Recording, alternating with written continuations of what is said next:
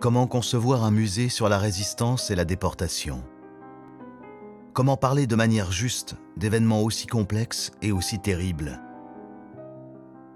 Quelle part donner à l'émotion?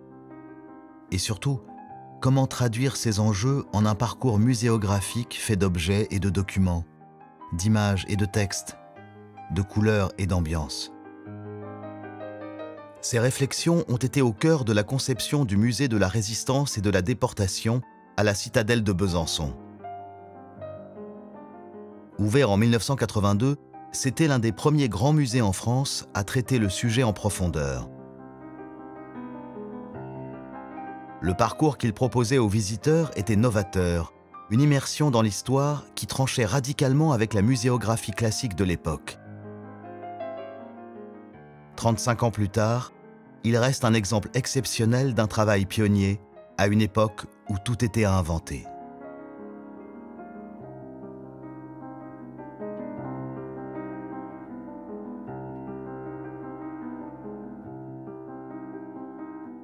L'originalité du musée doit beaucoup à celle de son équipe de conception.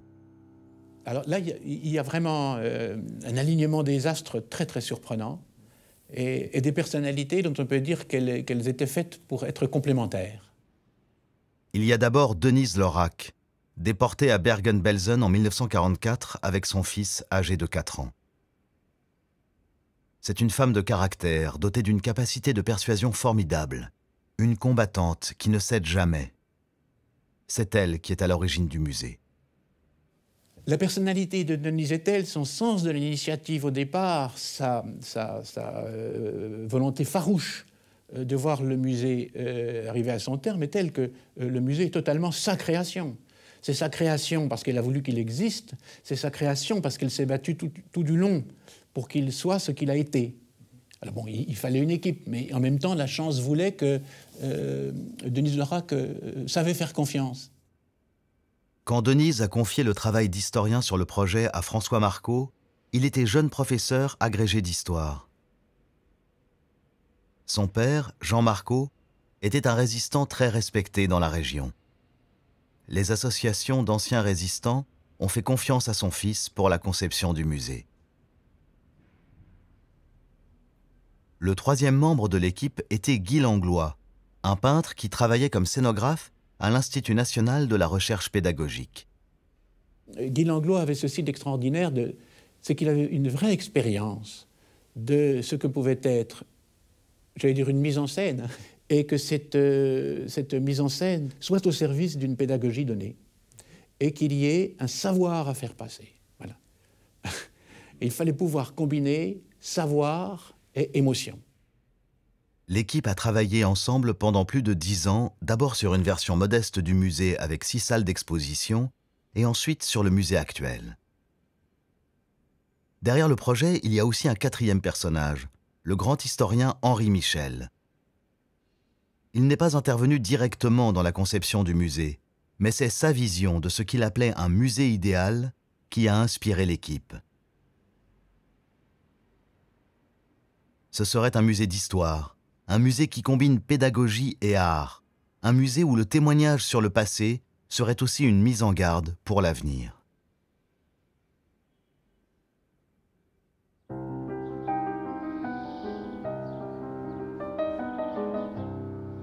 Le musée est situé au cœur de la citadelle de Besançon, en face des poteaux d'exécution où 100 résistants ont été fusillés pendant l'occupation. Il est installé dans l'ancien bâtiment des cadets où il occupe 20 salles sur 2 étages. La visite commence au rez-de-chaussée.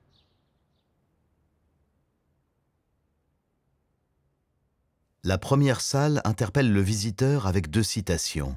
« Ceux qui ne se souviennent pas du passé sont condamnés à le revivre » de Santayana. Et la phrase « Ne pas témoigner serait trahir » d'Elie Wiesel. Il faut absolument qu'il y ait au départ un sens qui soit donné à la visite, et le sens, c'est bel et bien la dénonciation des crimes de guerre, des crimes contre l'humanité et de la barbarie nazie et dictatoriale sous toutes ses formes. Ensuite, 2 salles sur le régime nazi retracent les événements qui ont porté Hitler au pouvoir. On y trouve beaucoup d'images sur l'emprise de l'idéologie nazie sur la population allemande. Une manière de souligner que le problème n'est peut-être pas tant Hitler, mais les raisons qui ont poussé la société à le soutenir. Les 2 salles suivantes sont consacrées au régime de Vichy.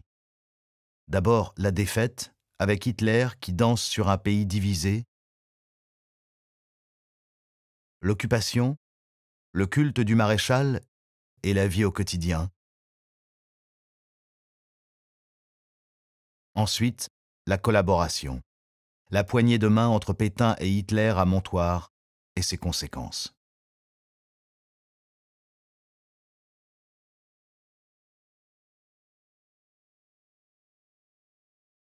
Puis, il y a littéralement une lumière au bout du tunnel.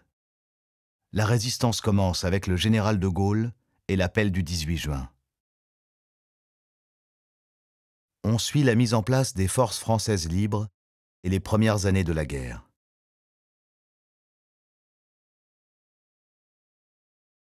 Jusqu'à présent, le parcours a proposé un cours d'histoire générale, une synthèse avec beaucoup de thèmes et de textes.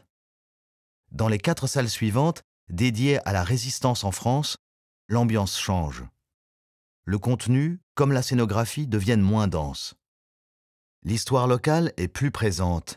Les collections de documents originaux et d'objets rares sont exceptionnelles, et pour cause.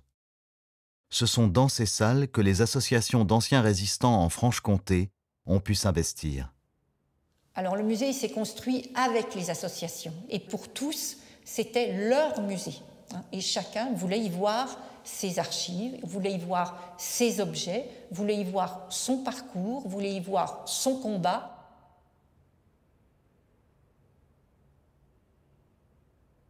Alors, il ne faisait pas forcément consensus, il ne faut pas se tromper non plus. Mais au sein de l'association des Amis du Musée de la Résistance, on trouvait à la fois des gaullistes, des communistes, des chrétiens, voilà. Ces 4 salles abordent toutes les formes de la résistance, sans en mettre une plus en valeur qu'une autre. La diversité des courants, les filières d'évasion, l'action armée, les faux papiers et le renseignement.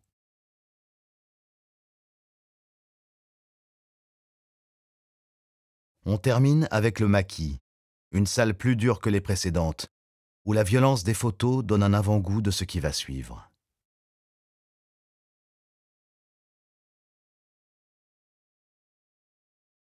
C'est la fin de la première partie de l'exposition. La suite se déroule à l'étage.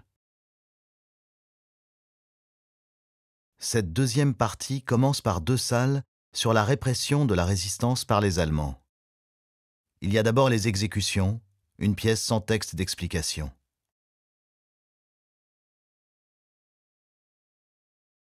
À l'entrée, une lettre de dénonciation interpelle le visiteur.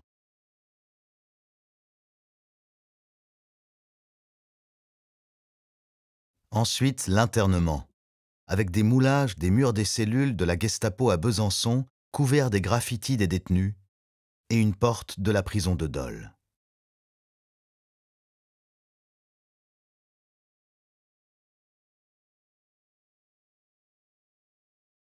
Les objets exposés ici sont des dons d'anciens déportés. C'était difficile de se dessaisir parfois de la seule lettre qu'on avait reçue de déportation. On voit par exemple une femme, je pense à Yvonne Vimino, qui va nous donner la correspondance qu'elle a avec son mari. C'est la seule chose qui lui reste. Elle est mariée à 20 ans, il part, il est prisonnier, il est déporté, elle ne le reverra jamais, elle vivra dans le deuil, et la seule chose qu'elle a, ce sont cette correspondance qui est infime et qu'elle va donner au musée.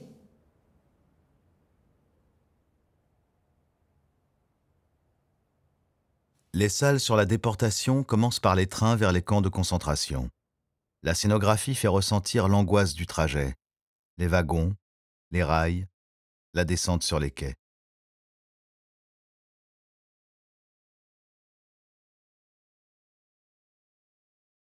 Ensuite, une salle sur les génocides des Juifs et des Tziganes et les massacres des populations de l'Est. C'était la première fois qu'un musée généraliste en France accordait une place aussi importante à la solution finale.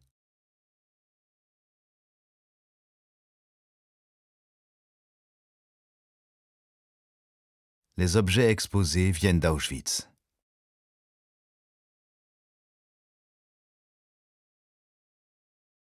La salle suivante évoque l'univers concentrationnaire dans un décor qui rappelle le bois des chalis et la tenue rayée des déportés. Toutes ces salles ont été conçues par Denise Lorach pour transmettre l'expérience de la déportation, expérience qu'elle avait elle-même vécue. Ce sont des salles émotionnellement chargées, qui cherchent plus à témoigner qu'à analyser. On passe ensuite au travail forcé. Les camps de concentration devaient être rentables.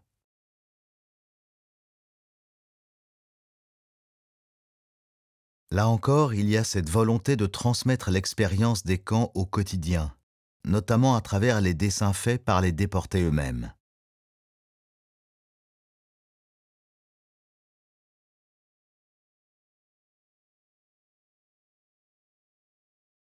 Les deux dernières salles sur la déportation sont les plus dures du musée. La première montre les exactions, sévices et expérimentations médicales.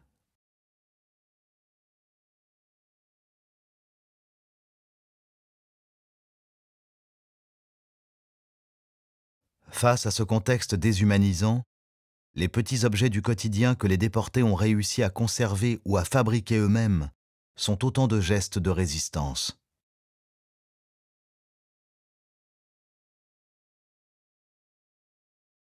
La salle suivante présente les scènes qu'ont découvertes les armées alliées au moment de la libération des camps et le retour des déportés.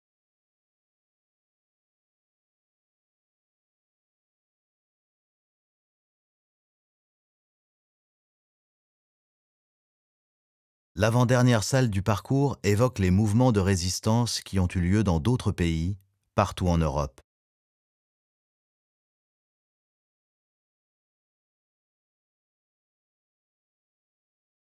La visite se termine avec la libération et la Déclaration universelle des droits de l'homme.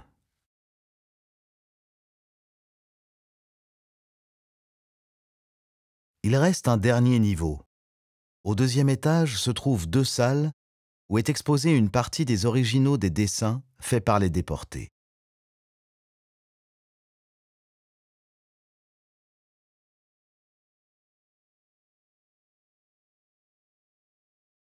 La collection d'art concentrationnaire est l'une des plus importantes en Europe.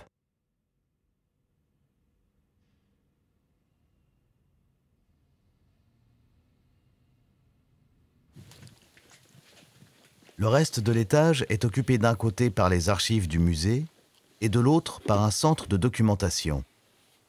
La recherche a toujours été une activité importante ici, comme le préconisait Henri Michel dans sa vision d'un musée idéal. Le musée publie régulièrement des livres et documents et ses colloques internationaux ont fait sa renommée. Cette vocation pédagogique, pleinement assumée, est également au cœur de la scénographie.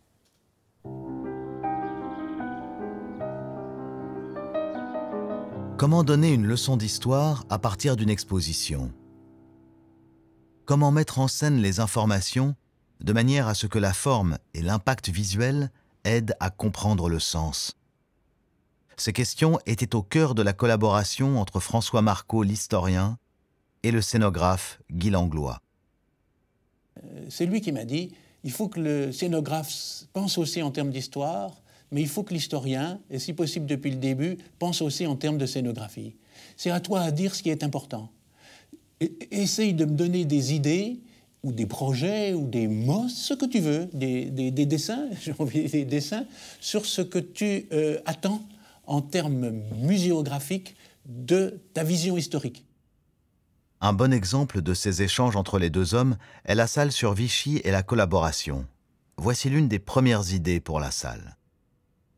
Donc, je lui avais proposé le document qui est ici, avec au milieu la photo de Montoire et juste en dessous la phrase « J'entre dans la voie de la collaboration », c'est l'histoire. Voilà. Et puis, sorti de là des formes de pétales, d'alvéoles aussi, comme s'il y avait un grand trou qui était créé, un grand choc qui était la rencontre de Montoire et le choix de la collaboration, qui allait créer des panneaux sur la relève et le STO, la LVF et l'entrée dans la Waffen-SS, la propagande et bien sûr la politique antisémite. Voilà. C'est une vraie mise en scène. Hein. Il y a le choix fondamental de la collaboration et puis vous jetez un caillou dans la mare et vous avez les ondes de choc. Hein, qui vont derrière, les rides qui vont derrière. Et voilà, c'est l'ensemble des manifestations de cette politique de collaboration qui se manifeste. Et bon, j'envoie ça à Guy, qui me dit écoute, c'est intéressant ton idée, mais c'est irréalisable. Le scénographe a préféré commencer par Montoire et laisser le visiteur découvrir les conséquences de la collaboration en avançant dans la salle. Mais le principe reste le même, une mise en scène de l'information qui apporte du sens. Tout est fait ici pour clarifier la lecture. Les couleurs, rouge pour l'Allemagne nazie, bleu-gris pour Vichy, jaune pour la solution finale, et un ensemble de textes qui va du titre thématique au cartel explicatif. Les citations sont omniprésentes ici, ce qui était nouveau pour un musée à l'époque. Il y a près d'une centaine de graphiques dans l'ensemble du parcours. Comme on nous l'a dit souvent, c'est un vrai musée de prophétie. Parfois pour l'admirer, parfois pour le critiquer. Il manque tout de même un outil pédagogique dans l'exposition actuelle qui existait bien lors des premières années du musée. Alors, ce qui apportait aussi le plus à cette grande leçon d'histoire qui était le musée de la résistance et de la déportation, c'était la présence des déportés et des résistants à l'intérieur du musée. Ils faisaient des visites guidées et ces visites guidées, ils racontaient leur propre parcours. C'était parfois un petit peu arrangé parce qu'ils s'appropriaient des pages d'histoire qu'ils n'avaient pas forcément vécu à les entendre. Presque tout le monde avait entendu le 18 juin. Mais par contre, ce qui était très intéressant, c'est qu'ils interpellaient le jeune. Il lui disait, tu vois, toi, t'as quel âge? 17 ans? Eh bien, moi, je suis partie, j'avais 19 ans. Donc, j'avais ton âge. Et là, en général, il y avait une interpellation forte, quoi. À ce moment-là, l'adolescent pouvait s'identifier, aussi se dire, oh, qu'est-ce qu'il a vécu? Il est parti dans les wagons et tout, et il avait mon âge. Et ça, c'était formidable, quoi. L'émotion du visiteur joue également un rôle important dans la scénographie. Pour l'équipe du musée, le but n'était pas juste de proposer un cours d'histoire, mais de créer une expérience forte où savoir et émotion agissent de pair. C'est certainement la décision, la proposition très très forte et très insistante de Guy Langlois d'obturer l'ensemble des fenêtres. De telle sorte que le visiteur qui rentre dans la première salle ne verra la lumière du jour qu'à la dernière salle. Il y a évidemment un choix guidé par le fait d'avoir voulu donner le sentiment qu'on n'échappait pas à l'histoire, que cette histoire, le visiteur, comme ceux qui l'ont vécu à l'époque, n'avait pas le choix de s'en évader, n'avait pas la possibilité de le faire. La décision d'obturer les fenêtres permettait également de contrôler la lumière. Le scénographe avait une maîtrise complète sur les ambiances et les effets de mise en scène. Il est difficile d'imaginer aujourd'hui l'éclairage sophistiqué qui était là à l'origine, tellement le dispositif est devenu vétuste, mais certains effets perdurent. Et comme pour tout aspect de la scénographie ici, l'éclairage lui aussi porte du sens. Qu'est-ce qu'on doit éclairer? On doit éclairer des objets nazis, un drapeau nazi, un aigle nazi. L'éclairage va contribuer au sens que ces objets pourront revêtir pour le visiteur. J'allais dire pour le spectateur, celui qui regarde, là. D'où le choix d'un néon par au-dessus qui soit extrêmement froid et plat, quelque chose de très plat. Il s'agissait en quelque sorte de désacraliser ces objets, de refuser de les magnifier, qu'on ne tombe pas dans le piège de l'objet fétiche. Ça, c'est le programme de bien des muséographes. L'objet qu'on va cultiver en tant que tel. Oui, mais qu'est-ce qu'on cultive? Qu'est-ce qui signifie l'objet avant de le mettre en valeur? Voilà la question qu'il faut se poser. La mise en scène d'un objet n'est pas qu'une question d'esthétique. Elle est également morale. Pour l'équipe du musée, cette idée était un principe fondamental. Oui, il y a plusieurs objets qui posent des problèmes très, très particuliers. D'abord, c'est vrai, les armes. On ne présente pas innocemment des armes. Alors notre question à nous était comment allait-on justifier la présence d'armes indispensables sans pour autant glorifier la guerre, sans pour autant glorifier la violence. Alors la solution a été trouvée par Guy Langlois, c'était de les présenter dans une vitrine qui soit absolument transparente et de tous les côtés, de manière non conventionnelle, et qu'à travers ces vitrines, on voit l'arme elle-même, mais aussi les combattants au maquis ou les morts au maquis. On n'oublie jamais qu'en présentant une arme, cette arme, elle fait des morts. C'est ce même ordre de réflexion qui a nourri la scénographie de la salle sur les exécutions. En tant que telle, la salle nous a intimidés. Et on savait qu'on devrait la traiter d'une manière extrêmement différente des autres. Il y avait un objet, on n'ose pas le qualifier d'objet, il y avait une pièce qui était particulièrement terrifiante quant à son utilisation. C'était le poteau des fusillés, puisque c'est un authentique poteau des fusillés de la citadelle de Besançon. Comment présenter un tel objet ? Il y avait une certaine règle dans le musée qui consistait à mettre au début d'une salle le document qui pouvait être le plus révélateur. Alors ça, de présenter le poteau des fusillés dans ces conditions, c'était vraiment hors de question. Hein. On s'était dit, c'est pas une tête de gondole, hein, ça. Hein. Donc il nous faut de la discrétion pour ça. Et c'est Guy Langlois qui a trouvé la solution, qui a consisté à le mettre de l'autre côté. Il faut faire le tour de la salle et on découvre derrière un mur qui a été refait un poteau, sobrement éclairé aussi. Il n'y a rien à rajouter là. Et plus tard, on a eu l'idée d'y rajouter autour de ce poteau simplement des photographies des fusillés de la citadelle de Besançon, sans qu'il y ait de commentaires.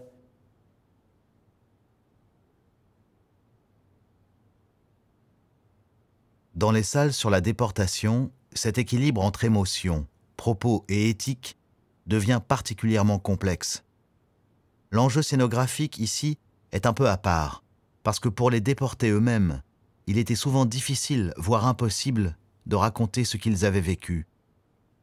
Mais dans un musée, il faut bien trouver une façon de communiquer ce qui n'est pas communicable. Une des solutions trouvées par l'équipe a été de privilégier le regard dans le choix des photos. Le regard est important, d'abord parce que, comme tout regard, il nous interpelle, nous. C'est à nous déterminer par rapport au regard. C'est par le regard qu'on va personnaliser le déporté lui-même, en essayant la victime, en essayant de comprendre ce qu'elle ressent. Et on va oser dire, en essayant de comprendre ce que nous dit le regard. Le regard est pour cela quelque chose qui va au-delà de la personnalisation. Ce n'est pas parce que je suis en contact avec une personne, c'est que cette personne m'interpelle, moi. Elle m'oblige à essayer de comprendre ce qu'elle veut me dire en me regardant.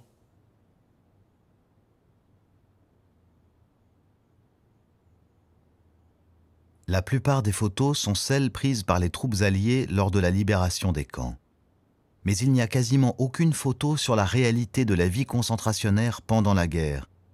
C'est là où les dessins faits par les déportés eux-mêmes prennent tout leur sens. Le dessin, c'est ce qui remplace la photo. Le dessin, c'est ce qui permet de comprendre. Puis le dessin, il est chargé. Il est chargé de choses tendres, quand c'est Jeannette L'Herminier qui dessine ses compagnes. Il est chargé quand c'est de l'arbre qui va croquer un capot avec sa matraque et il va accentuer la grandeur de la personne, il va accentuer les traits du personnage. Il est chargé aussi, pour Daligo par exemple, pour la matière, de comment réaliser de la peinture avec la terre de sa geôle, de la mine de crayon qu'on casse, de la craie, etc. Donc le dessin, il apporte toute cette dimension à la fois de témoignages de scènes que ne rapporte pas la photographie, et puis à la fois de l'économie que ça représente, et aussi du risque que ça représentait de garder, de faire et de transporter ces œuvres. Une autre difficulté pour la scénographie est est le problème d'échelle, la compréhension de l'étendue du système et du nombre de ses victimes. Comment parler, par exemple, des 75 000 juifs français assassinés dans les camps? On pouvait écrire le chiffre 75 000, ça ne servait pas à grand-chose finalement, parce que ce que je vous dis, 75 000, 20 000, 10 000, 100 000, le chiffre ne parle pas. C'est vraiment la visualisation qui va compter là. C'est ainsi qu'on a voulu représenter ici, dans ce graphique, la liste de l'ensemble des convois de déportation de Juifs de France vers les camps de l'Est. Pour chacun, on a choisi de représenter en jaune ceux qui étaient exterminés à l'arrivée, gazés, ils ne rentraient pas dans le camp, ils étaient gazés immédiatement. En noir, on a ceux qui vont mourir dans le camp, et vous voyez l'importance du noir et du jaune. Et ce qui est évidemment saisissant, c'est le vert, le nombre des survivants. Au total, sur l'ensemble de la déportation des Juifs de France, 2500 survivants. 2500 survivants, ça fait beaucoup, si je vous donne ce chiffre. Mais si vous regardez chacun des convois et que vous vous dites sur les 1112 qui sont partis, il y a 19 survivants, alors ça vous donne une toute autre impression. Il y a enfin la question de la violence des images, surtout celle dans les dernières salles sur la déportation. Jusqu'où faut-il montrer l'horreur? Le choix des photos a fait l'objet de longues discussions avec Denise Laurac. Au vrai dire, j'étais plus choqué qu'elle, bien sûr. Sa chair ayant souffert, ce n'est pas quelques photographies qui allaient la perturber. Moi, j'étais plus facilement perturbé. Alors, elle se disait qu'à partir d'un certain niveau où j'étais moi-même trop perturbé, alors il valait peut-être mieux s'arrêter. Voilà. C'est comme si je lui servais de borne d'arrêt. Parce qu'il y avait quand même une décision qu'elle avait strictement prise et Guy et moi étions parfaitement d'accord. C'est qu'on n'allait pas escamoter l'horreur. C'est qu'on n'allait pas peur de faire mal aux gens. De toute manière, il y avait le tract des résistants qui disait, en 1943, en publiant les premières photographies des camps de concentration qui souhaitent arriver à un mouvement de résistance, ces hommes et ces femmes ont souffert dans leur chair, le peuple de France peut bien souffrir de les regarder. Bien, même chose pour les visiteurs. Même chose pour les visiteurs.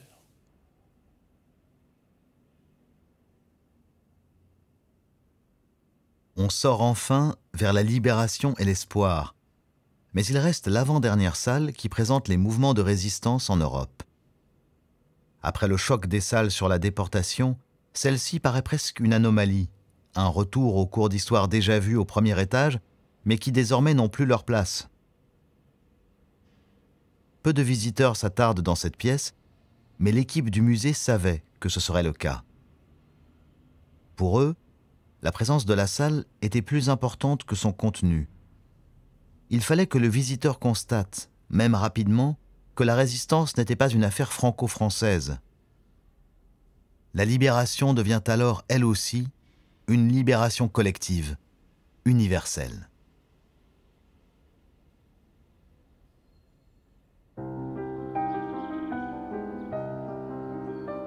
Le musée est effectivement extrêmement vieillissant. Depuis 1982, il a parfaitement rempli ses missions de transmission et de témoignage. Et il a parfaitement atteint ses objectifs en termes de fréquentation, puisque nous avons une fréquentation de plus de 50 000 visiteurs par an, ce qui n'est pas rien pour un musée de cette catégorie. Mais 35 ans pour une exposition permanente, c'est une durée tout à fait déraisonnable. Curieusement, la raison principale pour laquelle le musée n'a pas su se renouveler vient d'une des forces de sa conception, sa grande cohérence historique et scénographique. La conception actuelle est extrêmement rigide. Elle ne nous permet pas d'intervenir et d'améliorer vraiment de manière sensible les présentations. Même si le musée n'a pas bougé, les collections, elles, se sont considérablement enrichies depuis 35 ans. Pour vous donner une illustration, nous avons rentré en 2009 en 1995 et en 2009 le fonds consacré à Germaine Tillon. Germaine Tillon est complètement absente. Le parcours de Germaine Tillon n'est absolument pas évoqué dans cette exposition. Et c'est vraiment dommage de ne pas pouvoir, que le musée ne soit pas témoin de cet enrichissement. Aujourd'hui, il faut donc entièrement renouveler le musée avec une scénographie plus souple et plus évolutive, centrée sur les collections. Les dessins donc, qui étaient effectivement assez invisibles dans ce musée-là seront demain au cœur du parcours, puisque si on doit se rendre à Besançon dans ce musée-là pour voir quelque chose, c'est vraiment cette collection qui est unique en France. Demain, l'idée sera de faire dialoguer ces dessins avec des photos, avec des objets, pour mieux faire prendre conscience au public de ce vécu et de cette part de réalité qu'ils transcrivent. On gardera cette première mission qui était clairement exprimée ici dans ce musée, avec les 2 citations qui sont visibles dans la première salle. Ne pas témoigner serait trahir, et ceux qui ne se souviennent pas du passé sont condamnés à le revivre. Ça reste quand même au cœur du discours qu'on va vouloir transmettre. Par contre, je pense qu'il faudra le faire différemment. Le rôle du musée n'est pas que d'apporter des réponses, il est aussi de susciter un questionnement qui va pouvoir trouver son écho dans le monde contemporain dans lequel on vit. L'objectif, ce sera que le visiteur sorte avec des questions. Et le musée, en cela, n'est pas une expérience qui se suffit à elle-même, mais sera plus conçu comme une sorte d'incubateur pour que cette visite puisse résonner après chez le visiteur et puisse faire naître des questions.